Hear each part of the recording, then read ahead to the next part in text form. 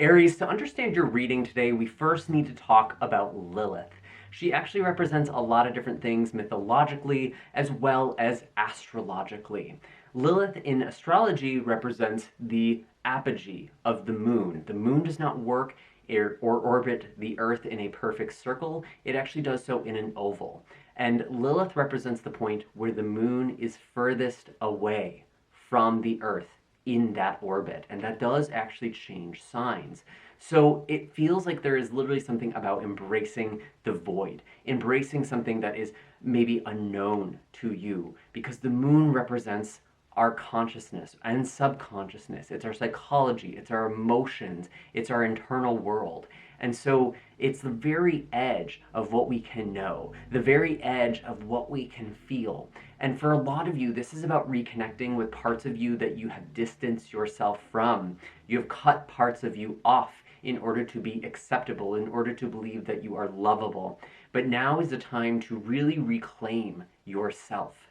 Lilith in mythology, at least in Hebrew folklore, represents Adam's first wife. There's actually a discrepancy in Genesis where God created man and woman, he created them together, but then in kind of the Garden of Eden, we are told that Eve is made from Adam's rib. And so some people inferred this to mean that there was actually two separate women. Lilith, as the first woman, did not want to be subservient to Adam, and so she rebelled. She did not fill the role that God told her she was supposed to fill. She actually spoke the true name of God. She freed herself from the Garden of Eden, and she herself was a very powerful being, essentially a succubus, which is a type of demon. In many ways, she does actually represent what is demonized, what is projected onto, especially as it relates to our birth chart in astrology. This is going to kind of represent where we might experience a sort of demonization, but there's also something wild and untamable about Lilith. She's often blamed for things like sudden infant death syndrome or SIDS. She's blamed for all sorts of things that we don't quite understand, forces that seem beyond our control. And you can do a lot of research about all of the things that Lilith represents. I don't want to get demonetized here, so I'm not exactly sure how much I can say, but very, very interesting that these themes and these archetypes are speaking to you in some way. I'm very curious to see what the tarot has to say. And while I was connecting, kind of pulling some animal cards for you, the symbols I got were very interesting, and I want to point these out to you because they might be showing up in your day-to-day life right now. And I swear to God, the first card that I pulled was the owl. And sometimes owls are connected to Lilith. It is about perceiving things in the dark, in the shadow, things that aren't always obvious, connecting to the spirit world, connecting to the unseen. So I feel like a lot of you, your intuition is increasing, especially at the time of this recording. We are in Samhain, after all. We are getting towards October, towards Scorpio season. So there is this sort of connection to the spiritual world that is naturally opening up, at least for a lot of us in the northern hemisphere. And again, there is a connection to Lilith with this as well. And then I got the snake, which is arguably an even stronger symbol for Lilith. There's actually some who believe that the serpent in the Garden of Eden was Lilith, shapeshifted, trying to convince Eve to find wisdom and knowledge for herself, asking her what she really wanted. So interesting to see this kind of theme come up again. There is something about shedding, about magic, very witchy sort of vibe here as well. So I feel like a lot of you are reconnecting to your magic. And even more profoundly, the last card I drew was the dragon, which again, very much about inner power, inner fire. If it'll show up here, it's almost like too blinding to even see. This actually does represent the solar plexus or Manipura chakra, and this does pertain to things like willpower, confidence, your inner fire. Some of you are really embodying this inner light and you are shining, and it's interesting because you are finding the light in your shadow self, in the parts of you you have disowned. So it's interesting that you are finding this fire, this passion, this purpose. in some place that is dormant right now. And I do actually see at the bottom of the deck the black egg. I did just pull this for the Leo reading as well, so maybe for some of you, if you have Leo placements, especially in your big three or as your chart ruler, there could be a message in that reading for you as well. But this is all about your truth, your throat chakra, communication, expression, but it is also about listening as well.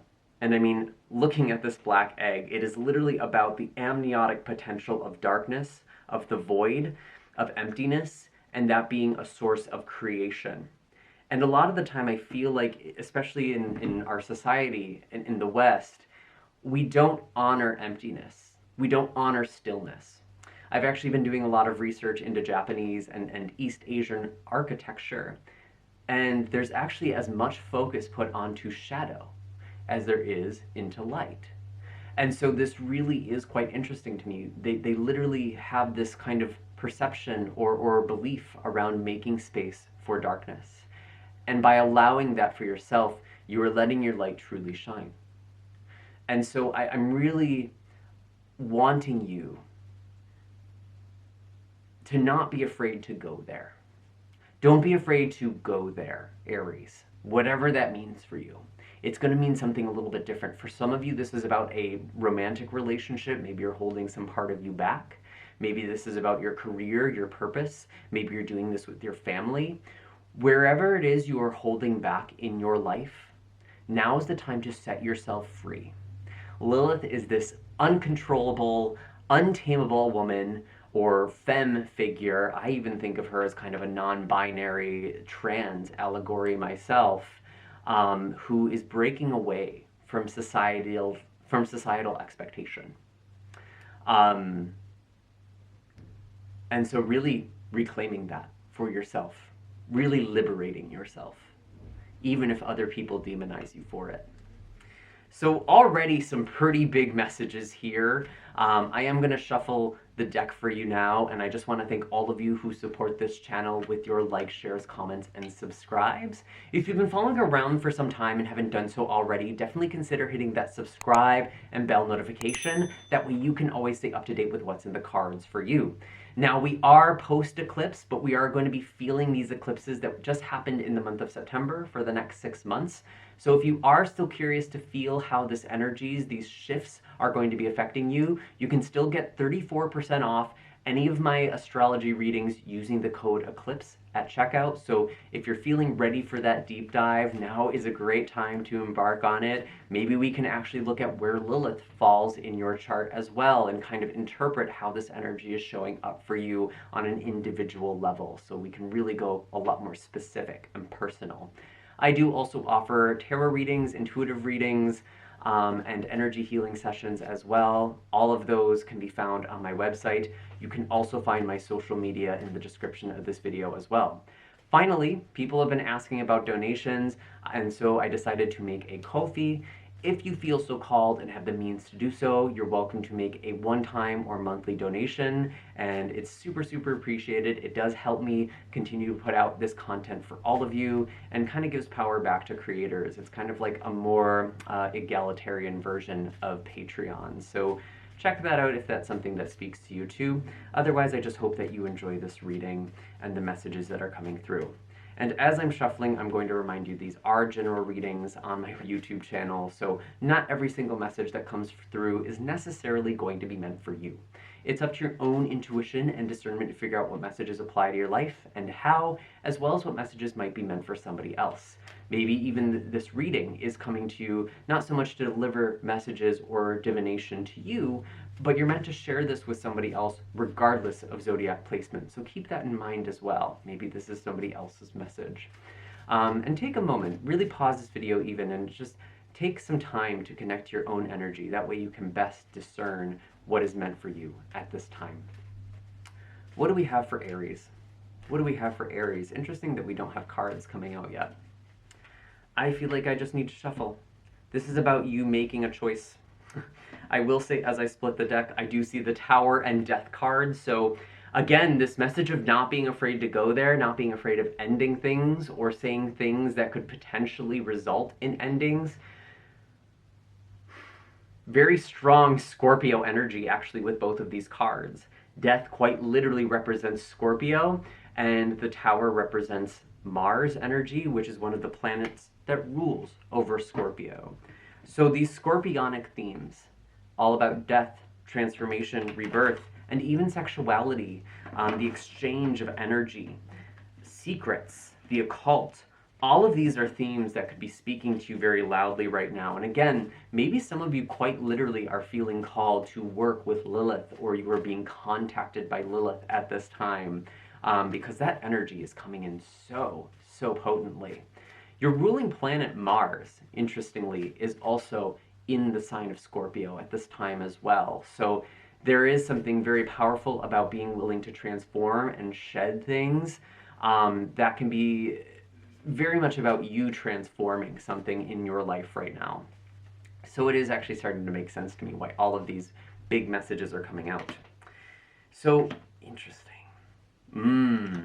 We do have the Five of Wands coming out first, and this is card from the past. So maybe this is recent energy, maybe this is some sort of old tension or conflict, or feeling kind of torn or divided. Very oftentimes when I see the Five of Wands, it's just like things aren't working together as they should, or people aren't working together as they should.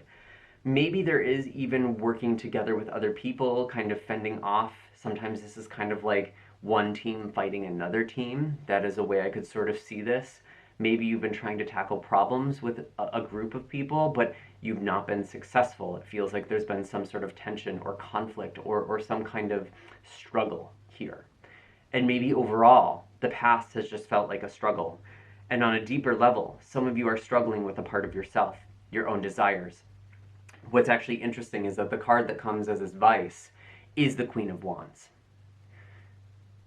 Don't let your ego wounds flare up. Speak from a place of true worth and confidence.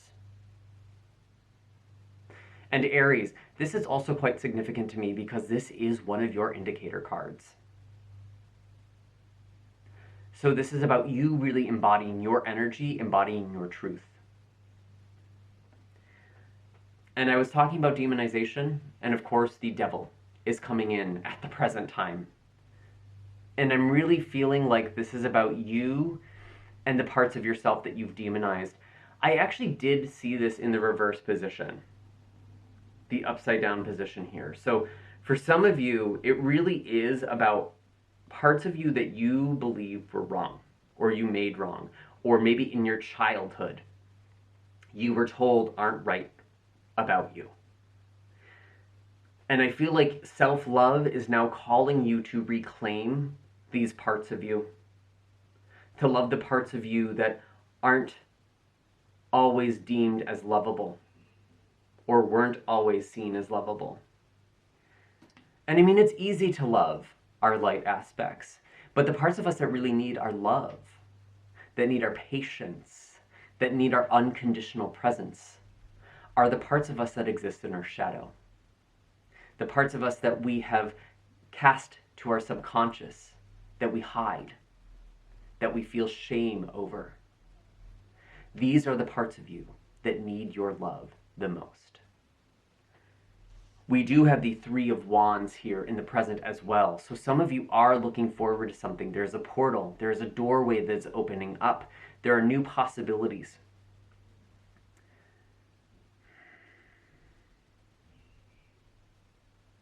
What is this possibility? What is the Three of Wands representing right now?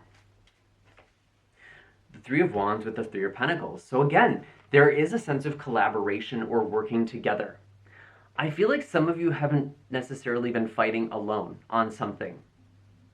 And it feels like you are making progress. You are making strides. And even if you have been on your own, you've been gathering resources. You've been doing the work. You've been climbing the mountain. And I do feel like something is about to change. Something is coming in as the result of your effort, or perhaps as the result of an intention or action you have made. There are people coming in who are collaborating with you. You are working together towards something. And I almost get the sense that these are people who do value the parts of you that other people made wrong, that you believed were wrong on some level. So this is very, very interesting to me. Don't let your self-limiting beliefs hold you back from opportunities, especially involving collaboration or connection. And that is the challenge with the Hanged Man and the Page of Cups. This is literally about you feeling stuck, unable to express your emotions, unable to speak from your heart. Very, very interesting and on-point message here. We did recently just have a full moon lunar eclipse in the sign of Pisces that was on September 7th. And again, these eclipses are something that we feel out to 6 months. So there was something going on in your subconscious mind, some sort of truth you are reckoning with. And that really does also include your shadow side. It also includes things like spirituality, the divine, which can also be represented with the Hanged Man as well. You might be feeling stuck. You might feel like you can't speak out or get noticed. And yet that's almost the advice, that's almost the encouragement that you are receiving right now. Because if you feel like you can't ask other people for love, for support, speak your needs, that's not about you being a bigger person. That's about you shrinking yourself. And being confident means being able to ask for help. It means being able to speak your needs out loud. And that's not always something that we associate with confidence. We're often led to believe that confidence is something that is about self-sufficiency, which doesn't really exist, if you ask me. It just means we're not giving credit to all the people we didn't even know the names of who have supported us in our journey.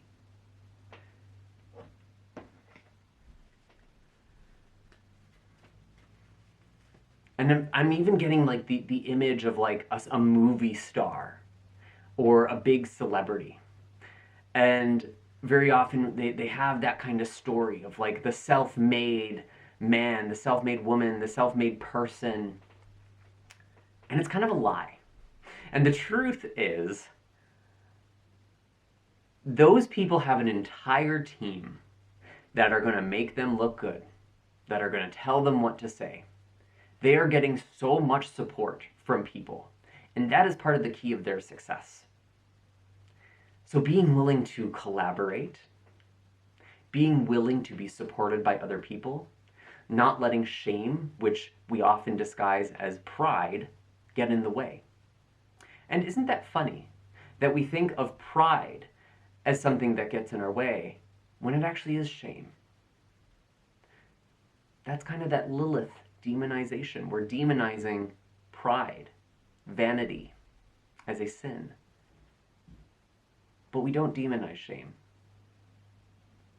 We don't see shame as something to correct.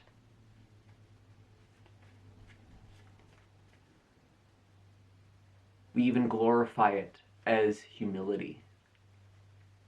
And there's nothing wrong with humility either. I don't want to speak poorly on that, because I do think there is something about being humble that actually comes from confidence too, I think. You don't need to prove yourself. Where is all of this going for Aries? Where is all of this going for Aries right now? We have the Hierophant. Spiritual connection, tradition, belief.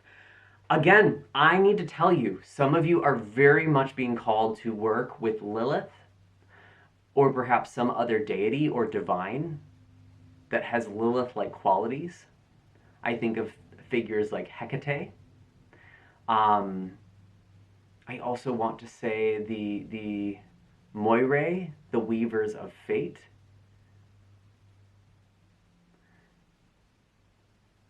And definitely comment down below, who are the divines, who are the spirits, who are the ancestors you are feeling connected to at this time? And I do want to speak to ancestors as well, because again, we are getting near Samhain, Halloween. where the veil is thin. Some of you are communicating to your ancestors, your guides. And even if we have a disconnection from our immediate family, our recent ancestors, that doesn't mean that we have to be disconnected from our lineage.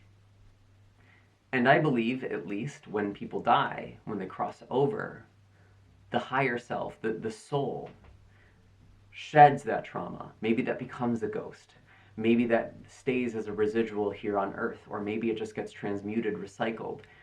But I do feel like from the perspective of a spirit, from soul,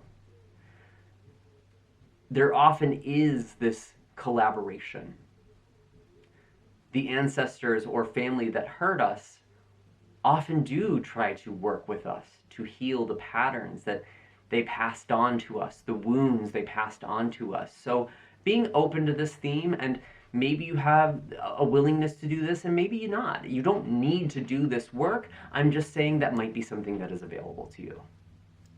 So very, very interesting messages. And it really feels like we just kind of dived deep today, Aries. I hope I didn't lose you.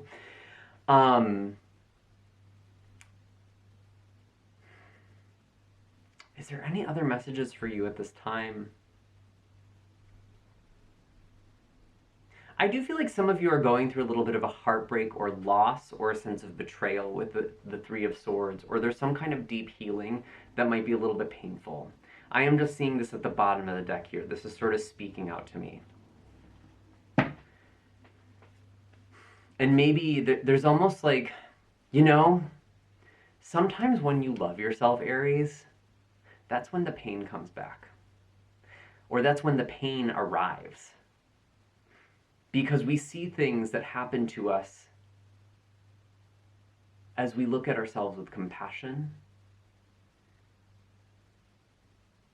And we feel like maybe those things shouldn't have happened to us. It wasn't fair, it wasn't right. And that can bring up some pain, some sorrow, some grief, a sense of betrayal. And I also just want to say to you, Aries, I'm really feeling this message of being forgiving towards your past self, being forgiving that you didn't know better. Those are also some important messages for you at this time as well. For some of you on this kind of healing journey.